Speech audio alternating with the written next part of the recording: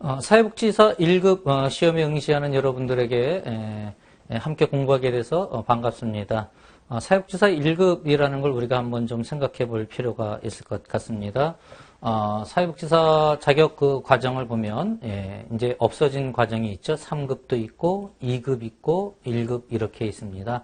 3급 자격식을 가지신 분이 아직도 존재해요. 그러나 이제 양성 과정이 법률 개정으로 인해서 그 과정 자체가 없어짐을 통해서 이제 앞으로 1년, 2년 지나면은 3급 가지신 분들이 전부 다 2급으로 전환하면 이제 2급밖에 남지 않고 2급이냐 1급이냐 이제 이렇게 되어질 것입니다. 여러분들은 3급이든 2급이든 일정 기간 이 현장에서 계셨기 때문에 이제 1급 응시할 수 있는 자격이 주어져서 이번 시험에 응시하는 걸로 이렇게 생각이 되어지는데 우리가 이 제도에 대한 것을 좀 중요하게 생각해 볼 필요가 있어요.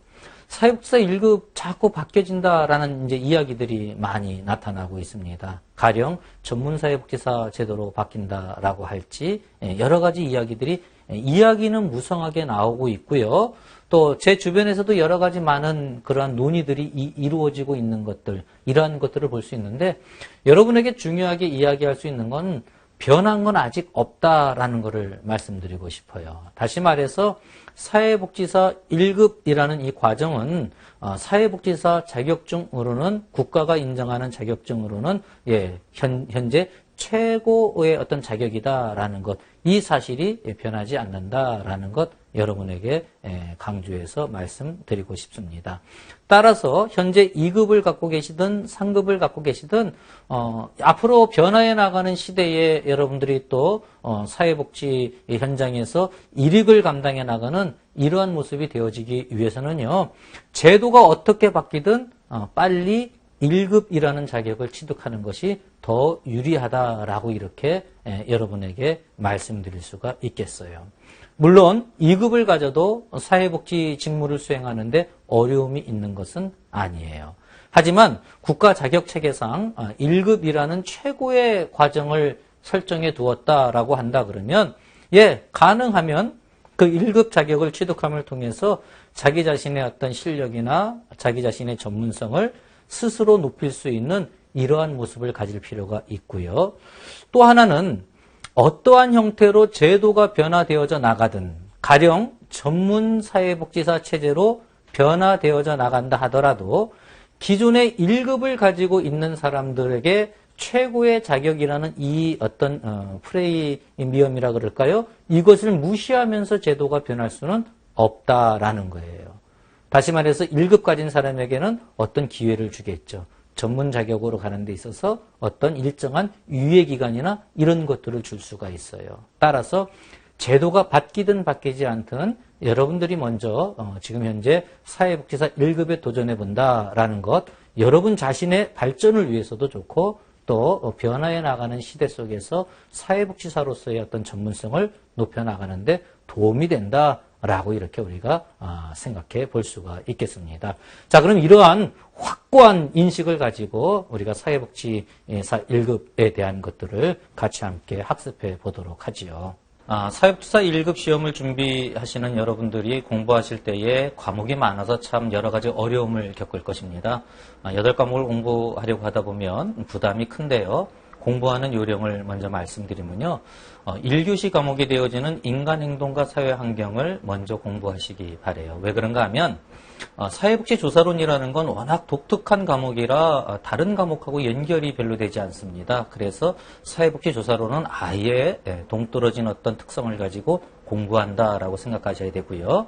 이제 들어가는 인간행동과 사회환경은 인간행동과 사회환경뿐만 아니라 2교시 시험을 보는 실천론, 기술론, 지역사회복지론, 또 경우에 따라서는 사회복지조사론의 한두 문항 정도 이렇게 연결되어지는 과목이다라고 이렇게 이야기할 수가 있어요.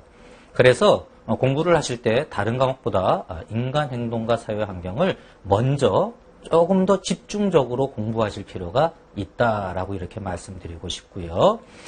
아예 좀 팁을 말씀드리면 2교시 과목은 인간행동과 사회환경을 기점으로 해서 조금 확장해 본다라고 생각하시면 공부하시는데 어려움이 없습니다.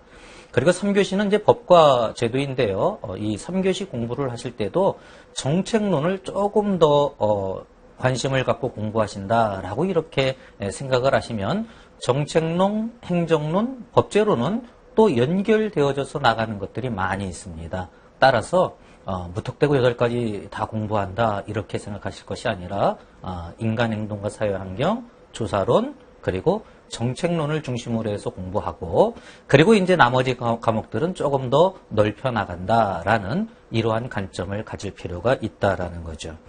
자, 이제 우리가 인간행동과 사회환경을 공부하는 데 있어서 첫 시간으로서 그럼 왜 인간행동과 사회환경을 우리가 공부해야 하고 또 시험에서는 여기를 중점적으로 출제하는가라는 부분들을 우리가 먼저 한번 생각해 보도록 하겠어요. 사회복지라는 걸 가만히 생각해 보면 사회복지는 결국 누구에 대한 어떤 실천이다 또는 서비스다 또는 연구하는 경우에는 연구이다 이렇게 이야기할 수 있을까요? 그렇죠. 인간에 대한 것이죠. 그러니까 사회복지의 핵심은 인간에 대한 것이에요. 그래서 사회복지가 다루는 영역이 인간이다라는 이 점을 우리가 중요하게 생각해 봐야 합니다. 그런가 하면 사회복지는 인간만 다루는 게 아니라 인간과 인간이 함께 어우러져서 만들어내는 것, 뭐라 그러죠? 그렇죠. 사회죠. 사회를 다루고 있다라고 이렇게 우리가 볼 수가 있어요. 그래서 사회복지가 다루는 중요한 것은 인간과 사회, 이 두 가지를 함께 어우러져서 다룬다라고 이렇게 우리가 이해를 해 볼 수가 있겠습니다. 그래서 인간행동과 사회환경이라는 것은 사회복지 전체 과목에 있어서 가장 필수적으로 먼저 인간에 대한 이해, 또 사회에 대한 이해, 여기에 초점을 두고 살펴보게 된다라는 것이죠.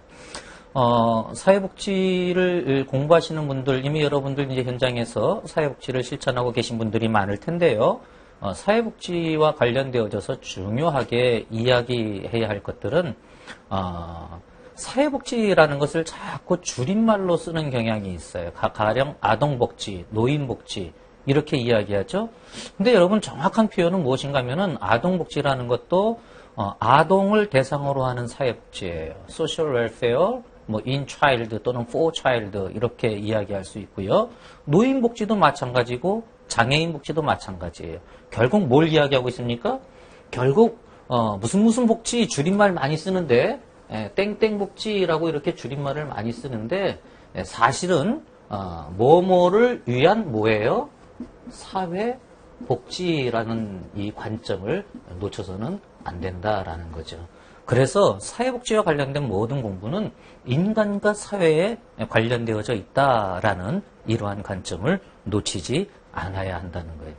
이걸 놓치는 경우에 이제 어떤 사회적 현상이 나타나는가 하면 이제 복지라는 말을 여기저기 붙이게 되죠. 장애인, 노인 뭐 이런 것뿐만 아니라 이제 뭐 현대 사회에서는 뭐 동물복지, 그다음에 뭐 환경복지 뭐 이런 식으로 막 붙여나가다 보면 복지가 이 사회복지라는 이 관점, 소셜한 어떤 그러한 의미를 갖는다라는 것을 놓치는 경향들이 나타날 수가 있기 때문에 이러한 것을 함께 한번 다뤄져 봅니다.